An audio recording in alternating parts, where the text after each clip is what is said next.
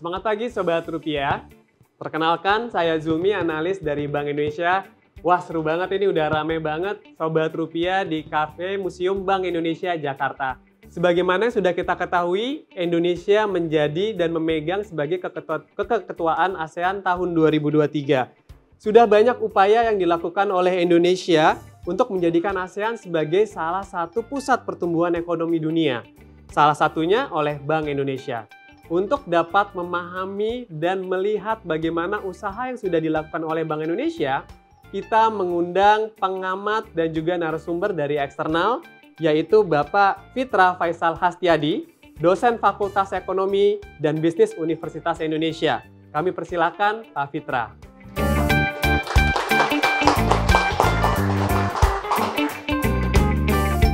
Silakan Pak Fitra. Baik Pak Fitra, terima kasih banyak sudah hadir. Pak Fitra, saya ingin lebih mendalami tentang keketuaan ASEAN tahun 2023 oleh Indonesia. Sebenarnya apa Pak Fitra peran ASEAN bagi perekonomian kawasan dan juga Indonesia? Sangat sentral ya kalau kita lihat dari judulnya ASEAN as Epicentrum of Growth.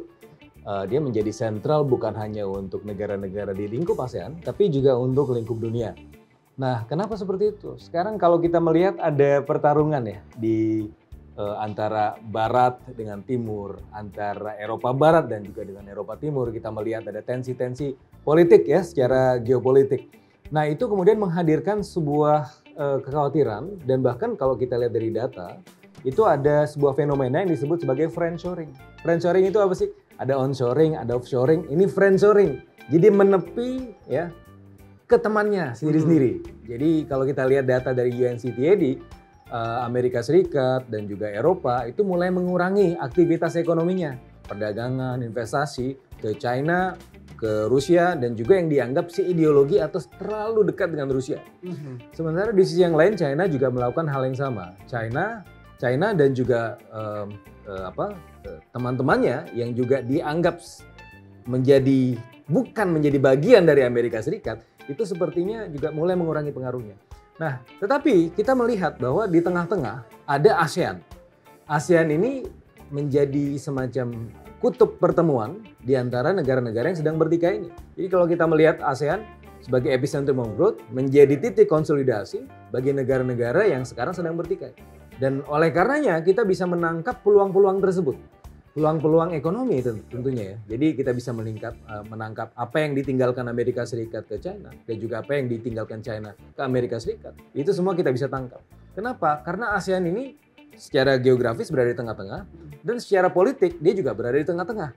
Karena mereka tidak memihak baik di kanan maupun ke kiri. Makanya aktivitas friendshoring ini justru kemudian memuluskan jalan ASEAN untuk menjadi tempat konsolidasi, menjadi tempat tumbuh bersama-sama gitu. Oke, jadi memang fenomena friendshoring ini ya, karena adanya geopolitik tension antara sisi barat dan timur sehingga menjadikan ASEAN sebagai epicentrum of growth. Nah, dalam pelaksanaan keketuaan ASEAN ini kan banyak agenda-agenda yang dibahas dan pasti juga ada yang menjadi prioritas. Dalam hal tersebut, kita boleh dijelaskan nggak Pak Fitra apa yang dimaksud dengan priority economic deliverables?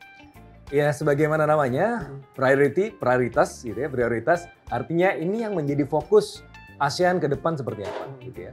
Jadi dari priority economic deliverables itu ada 3 pilar. Nah, 3 pilar ini termasuk diantaranya 16 deliverables atau 16 variabel gitu ya, yang dibagi menjadi 3 pilar utama. Yang pertama adalah bagaimana kita bisa memuluskan jalan dunia sembuh setelah pandemi. Itu yang pertama. Yang kedua adalah bagaimana kemudian juga memperkuat ekonomi digital. Karena diyakini bahwa ekonomi digital inilah yang kemudian akan mampu membawa ASEAN pulih lebih cepat. Dan yang ketiga adalah kita bicara mengenai bagaimana yang tumbuh ini berkelanjutan sebagai pilar ketiga. Jadi ekonomi hijau, ekonomi yang berbasiskan sumber daya alam terbarukan, ini yang kemudian menjadi prioritas buat proses-proses pemulihan ke depan. Oke Pak Fitra, jadi kalau kita melihat tadi Sobat Rupiah bahwa dalam pelaksanaan keketuaan ASEAN ini ada prioritas economic deliverables yang memang terdiri dari 3 pilar. Menurut pandangan Pak Fitra, dalam pelaksanaan Priority Economic Deliverables tersebut, bagaimana peran Bank Indonesia di dalam keketuaan ASEAN tersebut? Saya rasa ini akan menjadi sangat sentral ya. Kenapa? Karena kalau kita bicara mengenai proses pemulihan. Proses pemulihan ini selain berasal dari sisi fiskal, tentu berasal dari sisi moneter. Bagaimana Bank Indonesia dan juga Bank Indonesia bekerja sama dengan bank sentral lain di lingkup ASEAN dan bahkan di seluruh dunia, ini memuluskan langkah-langkah kita untuk recover stronger dan juga recover lebih cepat gitu. Itu idenya. Apalagi pilar yang kedua, kita masuk ke ranah ekonomi digital. Nah, di ekonomi digital itu sendiri kita melihat bagaimana kris misalnya ya. Kan kemana-mana teman-teman ini kan kalau kita melihat di jalan gitu ya, itu kok belanja ke tukang ketoprak gitu ya, itu udah bisa pakai kris. Gak usah bawa dompet. Kalau membedakan antara milenial dan kolonial sekarang gampang sekali. Lihat aja isi dompetnya. Kalau isi dompetnya itu banyak uang kertasnya, itu artinya dia kolonial. Nah, kalau milenial itu biasanya dompetnya kosong. Yang dibawa apa?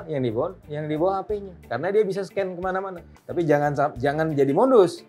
Nah, kita bawa HP, nanti mau bayar Alfamart atau Indomart, yang di scan muka mbak-mbaknya, bukan, jangan begitu. Jadi yang di scan itu justru metode pembayaran QR-nya. Tapi anyway, kris itu tahu nggak teman-teman sekalian? Kita sudah sampai sekarang 26,7 juta users. Nah, itu artinya dari tahun 2019 sampai sekarang dalam kurun waktu 4 tahun itu udah cepat sekali pergerakannya. Dan kalau kita bicara mengenai kontribusi ekonomi digital yang pilar kedua ini, untuk Indonesia sendiri sekarang sudah sampai 980 triliun. Artinya 5,7% dari GDP kita itu berasal dari ekonomi digital. Nah, tahun 2030 seperti apa? Tahun 2030 4.500 triliun. Artinya 18% dari GDP kita itu nanti akan ada berasal dari ekonomi digital. Dan Bank Indonesia di sini sangat berperan. Apalagi kalau kita kemarin bahas ASEAN, ada Digital Economic Framework Agreement. Nah, itu yang juga sebenarnya mencoba untuk memuluskan jalan sampai 2030, yang mana di situ kontribusi ekonomi digital di ASEAN itu sampai 1 triliun US dollar. 1 triliun itu berapa sih? 15.000 triliun rupiah. Nah, kalau kita bandingkan dengan yang kontribusi sektor digital di Indonesia yang sampai tahun 2030 4.500 sampai 5.000 triliun, artinya sepertiganya itu berasal dari Indonesia. Nah, oleh karenanya peran Bank Indonesia dalam hal ini tidak hanya sebagai, kalau kita lihat bank sentral ya, bank sentral ya, tapi ini menjadi lebih relevan lagi, menjadi sangat sentral gitu ya, bank sentral di ASEAN gitu ya. Oke, jadi memang dalam mencapai pertumbuhan ekonomi, pemulihan ekonomi global dan juga ekonomi digital serta ekonomi sustainabilitas ya, keberlangsungan, memang peran Bank Indonesia menjadi sangat penting sekali. Ditambah dengan kemampuan konektivitas sistem pembayaran yang sebenarnya mendukung aktivitas perekonomian. Betul. Sekarang mungkin Pak Fitra kita sedikit beralih. Kalau tadi kita berbicara tentang peran Bank Indonesia, bagaimana pandangan Pak Fitra terkait peran secara keseluruhan Indonesia terhadap keketuaan ASEAN 2023? Indonesia ini menjadi sangat penting sekali. Kenapa? Karena Indonesia tanpa menjadi ketua ASEAN sekalipun sudah menjadi de facto leader, ya, bahkan menjadi satu-satunya negara ASEAN yang hadir di forum G20. Kenapa? Karena ya secara GDP, secara kekuatan ekonomi itu salah satu yang paling besar di ASEAN.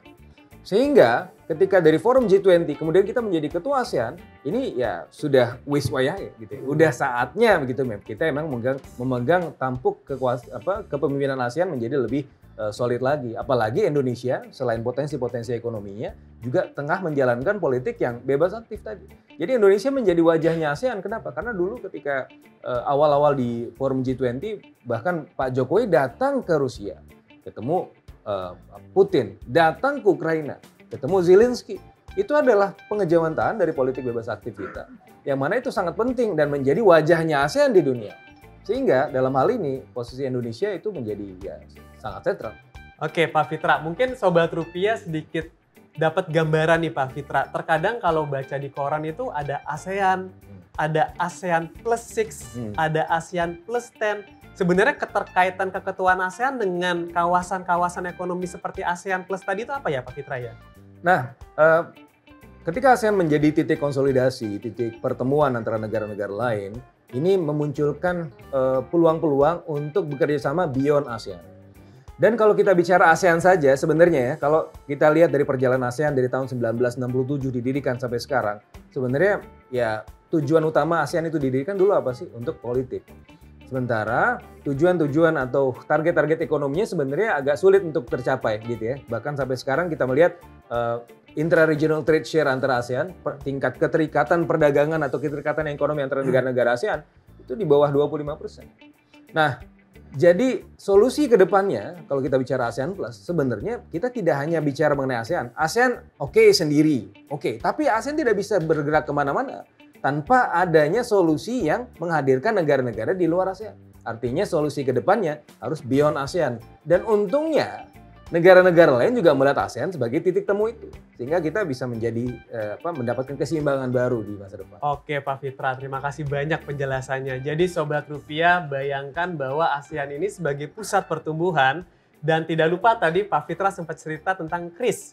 Yang ternyata konektivitas sistem pembayaran menggunakan KRIS ini sudah dilakukan di berbagai negara tanpa harus menukar ke mata uang negara lain. Nah, betul, dan itu inisiasi Bank Indonesia. Betul sekali. Tapi kita tidak akan menjelaskan hal tersebut karena informasi tersebut dapat Sobat Rupiah baca di majalah Bicara edisi 100. Negara-negara mana saja sih yang sebenarnya sudah dapat menggunakan KRIS sehingga bisa mempermudah perjalanan Sobat Rupiah di luar negeri lainnya. Pada majalah Bicara edisi 100 tidak hanya membahas tentang keketuaan ASEAN ataupun juga negara-negara tujuan yang bisa menggunakan KRIS, tapi juga terkait cara Jitu dapatkan pinjaman usaha, menelusuri sejarah Bank Indonesia, rekomendasi kuliner dan tempat healing, serta masih banyak artikel lainnya. Baik, Sobat Rupiah, terima kasih banyak Pak Fitra atas penjelasannya dan waktunya. Terima kasih untuk Sobat Rupiah yang sudah menyaksikan dan kita akan bertemu pada kesempatan lainnya.